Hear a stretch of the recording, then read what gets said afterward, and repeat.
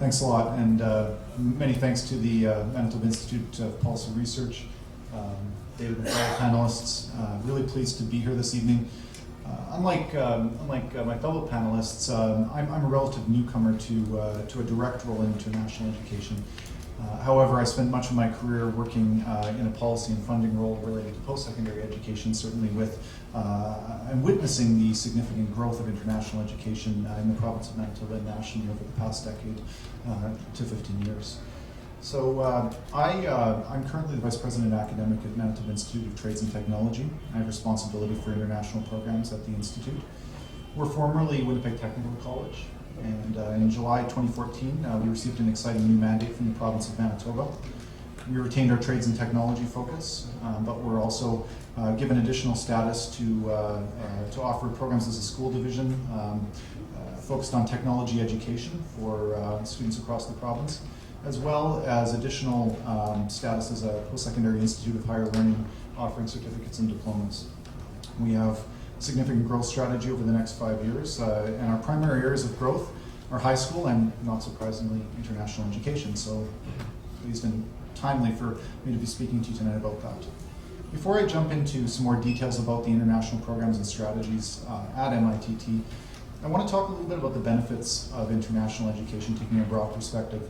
My fellow panelists have touched on some of these points, so I'm going to skirt over some of the economic data. I don't need to repeat the significant economic benefit to GDP.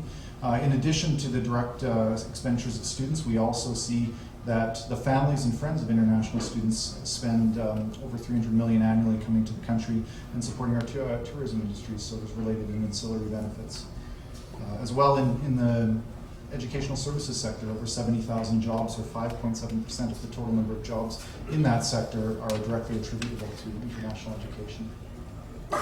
One of the key points, and this is certainly a point that we reflect on daily at MITT as we work with employers across the province, is the important role that international students play in filling jobs in Canada post-graduation in key areas where there is labor market need, and that they come to the workplace and they come to employers with Canadian credentials, which are highly valued by employers in Canada. In Manitoba, in terms of attraction, the top 3 countries, certainly for MITT, and I believe provincially, is China, India, and Korea at present. So obviously there are economic benefits. We view our international strategy as a balancing between economic benefits and internationalization, as the other speakers have mentioned. Over 90% of higher education institutions in Canada have indicated that internationalization is a top institutional priority. In terms of situating internationalization in context, I'm just going to read a quote to you from the Association of Universities and Colleges in Canada, which I really like, and I think it situates it quite well. International student mobility is one of the cornerstones of the growing internationalization of Canadian universities. It encompasses both international students attending Canadian institutions and Canadian students going abroad for academic credit while registered at a Canadian institution. Both streams have a great impact on our universities and ultimately on society as a whole. Likewise, both present complex challenges to university officials and policymakers who share the goal of raising the levels of international student mobility. I can definitely relate to the benefits noted in this quote. Like Rhonda, I have a personal experience with an internationalization initiative. In my early 20s, upon completion of my undergraduate education, I had the great fortune of attending a Government of Canada internationalization initiative. I went overseas as a youth international intern employed by the Canadian International Development Agency. I spent close to a year working in South Africa in a research and institution building role, and during that time was able to experience the significant racial divide and transforming a nascent democracy in the new nation of South Africa. This impacted me personally in a very meaningful way, and certainly changed my perspectives on countries abroad, on international people coming from other parts of the world, and it certainly impacted my trajectory in life.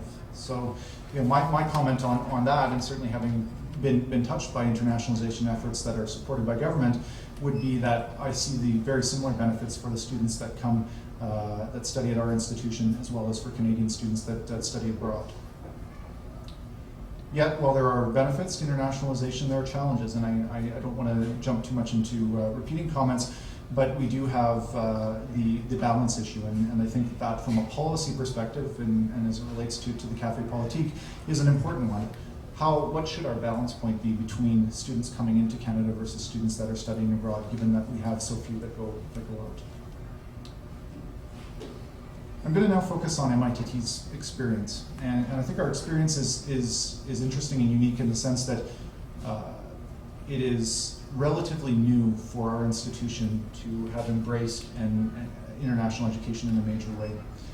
From a standing start in 2009, we had less than 50 students, and we are now hosting over 400 annually.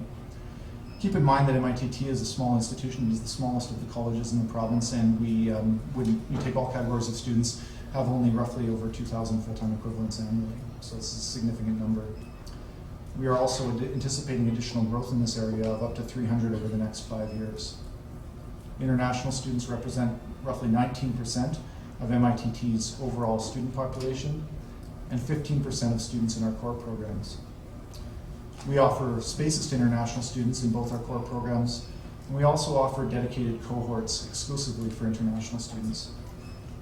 The cohort programs have been important for MITT in that they have allowed us to grow faster, or to grow at a fast rate while still maintaining our ministry-funded spots for domestic students. Our institutional strategies are focused to align with the Canadian and Manitoba international education strategies. In terms of what we offer, we focus on applied technical, vocational, and professional programs that meet current labor market demands. These programs vary from millwright and electrical to network security and international business. Most of our programs meet eligibility for the Manitoba Provincial Nominees Program's Manitoba Experience Stream. So we were able to achieve this significant growth in international students by promoting technical and applied learning overseas, promoting our short time to completion, and high post-graduation employment rates. A majority of the students that are studying at MITT indicate that they are interested in staying in Canada, and our recent indications are that most of these students go on to apply for residency. We have a dynamic and diverse population, but from an institutional perspective, we really have to focus constantly on enhancing what we're doing, the work that we're doing to better serve our international student population. I'm going to touch a little bit on how we're currently doing that. So one of the ways is by focusing on student services and asking ourselves, are we culturally sensitive?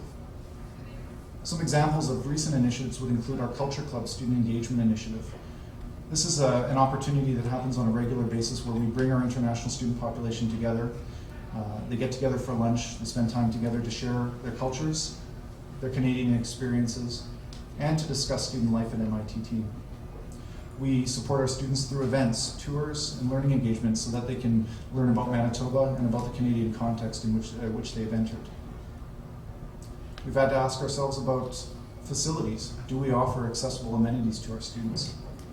MITT currently lacks a student residence, and this has been a major barrier for many students in terms of coming here. That being said, we've had to put additional effort into providing support to assist students in finding rental accommodation and homestays. We've also had to look at creating culturally safe spaces on our campuses. And this would include, an example, would be setting aside a prayer room for our Muslim students. On the staffing side, the cross-cultural awareness and the levels for our instructional and non-instructional staff have been paramount. Not everybody, and again, because this is a new experiment, we're 5 years in to significant growth in international education, this has been a big learning curve for many of the staff at the Institute. This has resulted in a need for significant emphasis on professional development and institutional expenditures in this area. We've had to look at our financial aid programs. We've had to confront the myth that all international students can address all costs.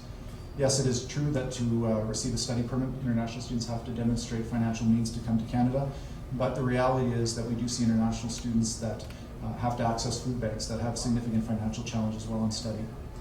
So we've had to enhance our international bursaries and special aid to address these demonstrated financial needs for students while in programs. And last but not least, we've had to place a strong emphasis and focus on quality assurance. Are our students ready to come into programming and to be successful? I noted in some of my onboarding and reading that this has been one of the significant challenges in the Australian experiment, whereby international students coming in have had significant barriers, and in some cases institutions have responded in very different ways to that challenge. So at MITT we've had to focus significantly on language and literacy testing and verification. We have run into a number of cases of fraud and have had to work hard and continue to work hard to increase resources to address these issues when they arise. We've also been investing in essential skills for our students, and this would include concepts like the Culture Club that I mentioned, focusing on literacy, numeracy, and other areas of essential skills. And our language training programs. We've had to bolt on front-end language intensives for students before they can enter technical training to ensure that they're ready, as well as exploring pre-entry pathway language programming that will be delivered overseas on behalf of MITT so that students coming to us are ready. So now that I've touched a little bit on what we're doing at MITT, I want to close with a few public policy questions that I see related to international education in Manitoba and Canada. I'm going to focus on three. First being international student rights. What is the governing body for international students in Manitoba? What is the governing framework? For example, Manitoba, and it was already mentioned by Gary, passed the International Education Act in 2013. And in doing so, the province has stated that it now provides the strongest consumer protections for students, international students in Canada. What is the right balance? Traditionally, the policy guideline for post-secondary institutions has been roughly 20% of the student population being international. Is that balance still appropriate given the significant growth in internationalization? And what is the right overall growth target for Canada? What is the optimal balance for internationalization, economic, social, and cultural benefits for Canada, its institutions, and all the international students that come here? Thanks.